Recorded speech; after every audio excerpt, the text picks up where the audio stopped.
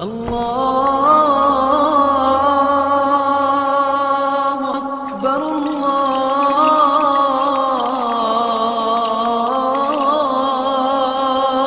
اکبر۔ السلام علیکم۔ محترم قاری صاحب نے دسیا ہے کہ میرے رکھے گئے ہیں مسلمان، قرآن اور پاکستان۔ بہت سارے ایسے اسٹوڈنٹ بیٹھے ہیں، میں ان الٹی ترتیب سے چلاں گا کیونکہ مسلمان جنہیں پچھلے ماضی میں جانتے ہیں وہ ترقی کرتے ہیں۔ اس ماڈرن دور سے سمجھا جاتا ہے کہ اسی آمن والے حالات ثابت کریں گے ترقی کریں گے، لیکن بحیثیت مسلمان اگر اسی جنہیں جو قرآن اور حدیث کا مطالعہ کریں گے وہ سارے دکھا کرتا ہے۔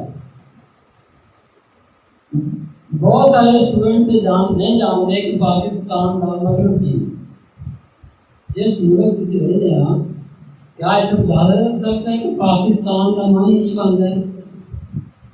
جی نہیں، پاکستان کا معنی پاک لوگوں کے رہنے کی جگہ، پاک میں پاک اور اسلام کے معنی رہنے کی جگہ، اور مدینہ طیبہ اس کا کیا معنی ہے؟ مدینہ کے معنی رہنا اور طیبہ کے معنی پاک۔ مدینہ طیبہ اور پاکستان دونوں کا ترجمہ اگر کریں، پاکستان فارسی کا لفظ ہے، فارسی کو اگر عربی میں لے کے جائیں تو بنتا ہے مدینہ طیبہ، اور مدینہ طیبہ کا ترجمہ کریں تو بنتا ہے پاکستان۔ اس لیے ہم اس کو مدینہ ثانی کر سکتے ہیں، اور دونوں کی بنیاد کس چیز پہ ہے؟ نبی کریم صلی اللہ علیہ وسلم نے مدینہ کی بنیاد لا الہ الا اللہ رکھی، اور پاکستان کی بنیاد بھی اسی کلمے پہ رکھی گئی ہے۔ اور ہم اس لحاظ سے خوش قسمت لوگ ہیں کہ نبی کریم صلی اللہ علیہ وسلم نے ہمارے اس علاقے پر لوگ کر کے بتایا تھا، مجھے اس علاقے سے اس طرف سے خوشبو آتی ہے، اور دوسری طرف وہ کر کے فرمایا تھا کہ مجھے ایسا غلط تو نہیں کہہ رہا کہ بدبو آتی ہے، کہ ہمارا علاقہ وہ علاقہ ہے جہاں پہ نبی کریم صلی اللہ علیہ وسلم نے کہا تھا کہ لوگ ترقی کریں گے اور فاتح بنیں گے۔ تاریخ یہ بتاتی ہے کہ ایک وقت آئے گا اور ہم ترقی کریں گے۔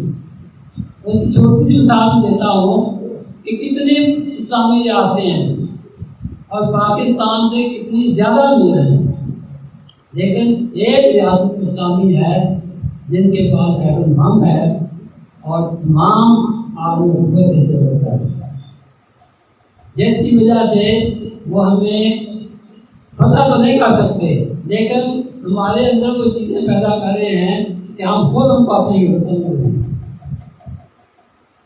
اور اسلام پاکستان جو موجود ہے، اور پاکستان بنیاد کس دن یہ پاس ہوگا قانون کہ پاکستان تسلیم کیا گیا تھا؟ وہ آج کا دن تھا، اور رات کا وقت تھا، اور رات بھی کون سی؟ 27ویں رات۔ یہ جو رات آج ہم بنا رہے ہیں یہ اسلام کے حوالے سے تو اس کا کوئی ثانی نہیں ہے، اتفاق راتوں میں وہ رات ہے جس میں کئی ہزاروں مہینوں کی ضرورت ہے، لیکن پاکستانی ہونے کے ناطے ہمیں یہ پتہ ہونا چاہیے کہ ہمارا پیارا ملک پاکستان اسی رات کو لوگوں نے مانا تھا کہ ہم اس کو اقرار کرتے ہیں، ایک اسٹیٹ ہوگی، ایک ریاست ہوگی جس کا نام پاکستان ہوگا، اور یہ لوگ ہندوستان سے ٹکڑے ہو جائیں گے، ہندوستان کے 2 ٹکڑے ہوں گے، ایک پاکستان دوسرا بھارت کا ہو جائے گا، کیونکہ ہندوستان کے معنی ہوتا ہے کہ ہندو اور پاکستان دونوں کا اکٹھے کریں گے۔ اب اگر تھوڑا سا پیچھے جائیں تو پاکستان سے پہلے قرآن کی پوزیشن ہے، اور قرآن وہ کتاب ہے جو ہر ایک کے لیے نہیں ہے۔ پہلی آیت کا اگر آپ ترجمہ کریں ہدی للمتقین، یہ کن کے لیے ہے؟ یہ متقیوں کے لیے ہے۔ اور قرآن کا اجازت ہے کہ آپ جیسے جیسے اس کو پڑھیں گے ویسے ویسے اس کی چاشنی پیدا ہوتی ہے۔ چاہیے تو یہ تھا کہ ہمارا پاکستان کا جو قانون ہے وہ اسلام کے مطابق ہوتا ہے، لیکن بدبختی یہ ہے آج ہم جس دور میں گزر رہے ہیں وہاں پہ غیر مسلم کو پروموٹ کر کے کوشش کی جا رہی ہے کہ اسلام کے نظام کو دبا دیا جائے۔ ہمارے بہت سے اکابرین، کسی نے اسلام کی سزاؤں کو وحشیانہ کہا ہے اور کسی نے جھوٹ کے بارے میں ریٹ کی تھی، جس کا مطلب یہ تھا کہ ہم جس ملک کی خاطر ہمارے آباء و اجداد نے قربانیاں دی تھی اس کے وہ مقاصد حاصل نہیں ہوئے۔ کیا انگریز سڑکیں نہیں بناتے تھے، پلیں نہیں بناتے تھے، نوکریاں نہیں دیتے تھے، کیا نہیں کرتے تھے؟ صرف ایک ہی چیز تھی کہ مسلمانوں کو اپنی ملک کی آزادی حاصل کی۔ ایک ٹکڑے کے لیے ہم نے قربانیاں دی تھی ہمارے اسلاف نے، یہاں پر دین کا نظام قائم ہوگا اور یہاں پر یہ بات ثابت ہو جائے گی کہ اللہ واحدنا و رسول حاضرنا و قرآن رسول و جہاد و سبیل ہوگی، کہ اللہ ہمارا مقصود ہوگا، رسول اللہ صلی اللہ علیہ وسلم ہمارے رب ہوں گے اور قرآن ہمارا دستور ہوگا اور جہاد ہمارا راستہ ہوگا۔ لیکن بدبختی کی بات ہے کہ ہم پاکستانی ہیں اور ہمارا نصاب میں سے جہاد کی تمام آیات شروع کر دی اور ہمارے لوگ ان کو بنا لیا گیا ہے ناچنے کو۔ آپ روز دیکھ لیں ٹی وی پہ جو سارا سال ناچتے ہیں اور رات کے ماں کے میں درشک دیتے ہیں، اور درد میں وہ چیزیں بتا ہوتے ہیں جن کا اسلام سے دور دور تک تعلق ہی نہیں ہوتا۔ ایسی کہ ہم پاس حاصل کیا تھا یہاں پہ جو بیٹھے نوجوان طالب ہیں وہ تیسری کی کتاب پڑھیں تو وہاں پہ انہوں نے جو نبی صلی اللہ علیہ وسلم کے بعد آنے والے صحابہ ہیں ان کو بھی علیہ السلام میں شامل کر دیا۔ حالانکہ یہ مسلمان ہونے کے ناطے ہمارا یہ یقین ہے کہ جو انبیاء نبی کریم صلی اللہ علیہ وسلم سے پہلے آئے ہیں وہ علیہ السلام ہیں، اور جنہوں نے اسلام کی حالت میں ایمان کی حالت میں نبی کریم صلی اللہ علیہ وسلم کو دیکھا ہے اور اسلام قبول کیا ہے وہ صحابہ ہیں۔ اس کے بعد تابعین تبع تابعین یہ سلسلہ چلتا ہے۔ لیکن بدبختی ہے کہ ہمارے انصاف میں اور لازمی میں ایسی ایسی رد کر دی گئی ہے کہ انسان سے سوچتا ہے کہ ہم کس ملک کے پاس ہیں، یہ اسلام تو نہیں چاہیے جس کے لیے ہم بنائے ہیں۔ لیکن جب اسلام سے قرآن کی طرف آئیں گے، پاکستان قرآن کی طرف آئیں گے، تو ان چیزوں کو چار چیزیں جو میں نے آپ کو بتائی ہیں ان پہ اگر آپ عمل کریں گے تو پھر آپ مسلمان بنیں گے۔ پہلی چیز کیا تھی کہ اللہ واحد نام، کہ اللہ ہمارا رب ہے، جھکنا ہے اسی کے آگے، مانگنا ہے اسی سے۔ اگر یہ چیز آ جائے تو اور بھی اس کا ثانی ہے کہ ہم دائرۂ اسلام سے خارج ہو جائیں گے، ہمارے پاکستان میں رہنے کے لیے وہ مقاصد حاصل نہیں ہوں گے جس کے لیے پاکستان میں۔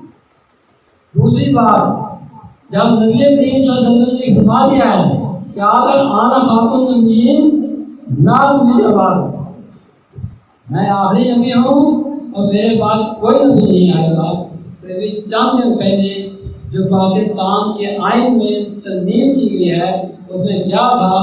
وہ یہی تھا کہ نبی کریم صلی اللہ علیہ وسلم آخری نبی نہیں ہے بلکہ جو نبیوں کا نبی ہے وہ آخری نبی ہے۔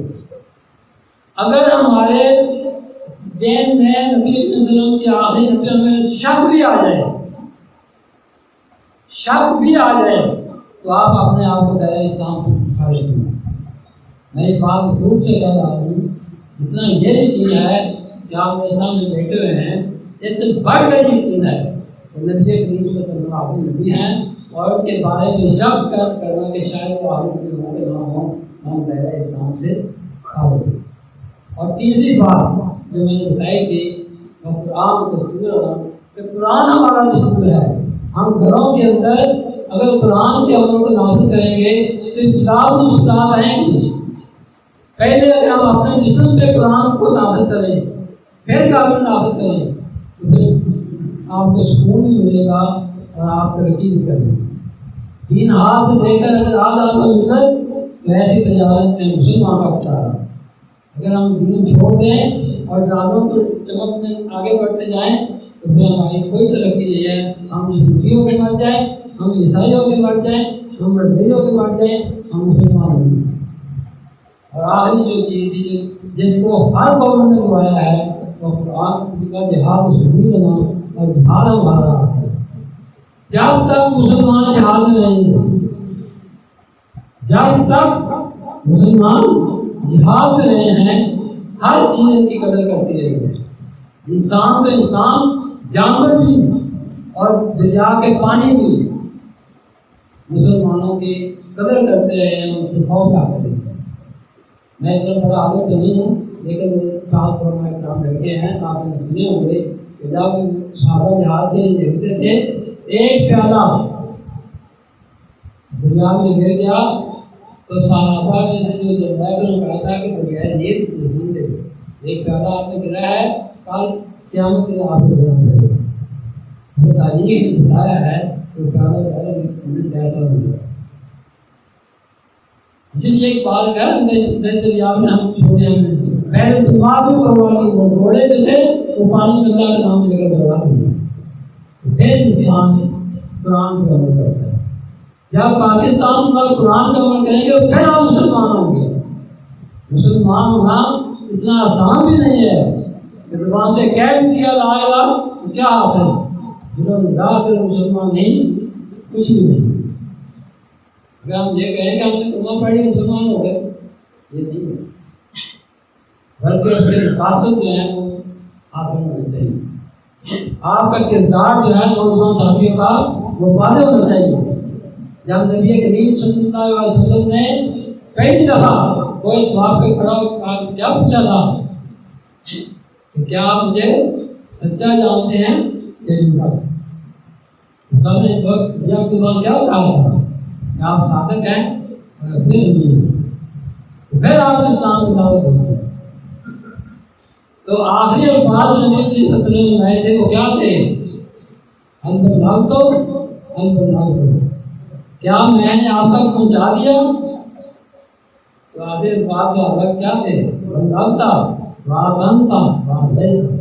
آپ نے پہنچایا نہیں اور پہنچانے کا حق ادا کر دیا. یہ آخری الفاظ نہیں تھے. ان کے بعد ایک لفظ جملہ اور کہا تھا جس کو تاریخ دہراتی ہے کہ لوگوں میں نے اپنے رب کا پیغام تم تک پہنچا دیا, جس تک نہیں پہنچا اس تک پہنچانا تمہارا فرض ہے. یہ نہیں کہا کہ ٹھیک ہے آپ اس کی ضرورت کو بتا دیں. میں ایک دن اسی مسجد میں بیٹھا ہوا تھا تو ایک دوست نے مجھے سوال کیا کہ ڈاکٹر صاحب مجھے بتائیں کہ ہاتھ کہاں مانگنے چاہیے. میں نے کہا کیسی بات کرتے ہیں آپ؟ ایک بات میں آپ پھول توڑنے کو سلسلہ میں تو کیسے پھول ہوں گے, کہیں دوسرے قدم ہوں گے. تو میں نے کہا آپ اسلام سے ہیں, آپ جہاں مرضی بات ہیں, لیکن لوگوں کو مسجد کے ٹائم مار تو پڑے. فار تو ہمارے ہاتھ کاٹنے کے لیے تیار ہیں لیکن ہاتھ نہیں ہوتے باندھ کے کام. اس لیے مسلمانوں کو فرقے میں نہ پڑے تو پھر آپ مسلمان ہوں گے. اگر آپ اپنے آپ کو مسلمان ہوں گے اور دوسرے کہیں گے نہیں تو پھر آپ سمجھ لیں کہ آپ بھی پہلے پہ بتائیے. آپ مسجد کے لوگوں کو لائیں اور اللہ تعالیٰ جہتوں میں ہوتے ہیں کیونکہ وقت کم ہے. اس لیے میں پوری ڈیفینیشن کا نہیں سمجھا سکا. میں کوشش کی ہے کہ چند چیزیں جو آپ کو خاص طور پر شروع جو آنے والے دور میں ہمارے آگے چلنے والے لیڈر کرنے والے ہیں, لوگوں کو بتانے والے ہیں, ان کو بتایا ہے کہ پاکستان کا مقصد کیا تھا, کام یہ پاکستان بنا, اور پاکستان اور مدینہ کا نمبر کیا ہے, اور پاکستان کی اہمیت کیا ہے. میں ایک چھوٹا سی چیز بتا کے آپ کو بات کرتا ہوں. اسی چوکی پہ نومبر 2019 یہاں پہ شہر حادثہ بیٹھے ہیں. میرے ایک دوست آئے تھے جو بعد میں آج بھی رہے ہیں، تو انہوں نے کہا ڈاکٹر صاحب آپ دنیا کے وہ خوش قسمت ترین علاقے میں ہیں کہ جہاں پہ میں نے اپنا 2 سال گزارے ہیں اور کبھی یہ نہیں دیکھا کہ یہاں پہ کسی کی چوری ہوئی ہو، یہاں پہ قتل و غارت ہو، یہاں پہ کسی نے آواز کسی ہو۔ میں نے فقیر والے کی مسجد میں نماز پڑھی ہے اور سیدے کی مسجد تمام مسجد میں نماز پڑھی ہے، لیکن یہاں پہ مجھے کسی نے یہ نہیں کہا کہ یہ فلاں مسجد ہے، یہ فلاں مسجد ہے، فلاں مسجد ہے۔ اور لوگوں میں میں اخلاق دیکھا ہے کہ یہاں پہ پانی بھی اچھا ہے، لوگوں کا اخلاق بھی اچھا ہے، لوگوں کا کردار بھی اچھا ہے۔ اس لیے میں یہ چاہتا ہوں کہ اللہ تعالیٰ نے اپنے راستے پر چلنے کی توفیق دے، اور جو ہم جو کوتاہیاں ہیں ان کو ہم خود ٹھیک کرنے کی کوشش کریں تو اللہ تعالیٰ ہمیں انشاءاللہ استقامت دے گا۔ اور ڈاکٹر صاحب اگر اس زمین میں کوئی سوال ہو تو آپ کر سکتے ہیں۔ کسی بچے نے کوئی سوال کرنا ہے کسی بزرگ نے جو میں نے کہا ہے تو میں اس کا جواب دیا۔ شکریہ۔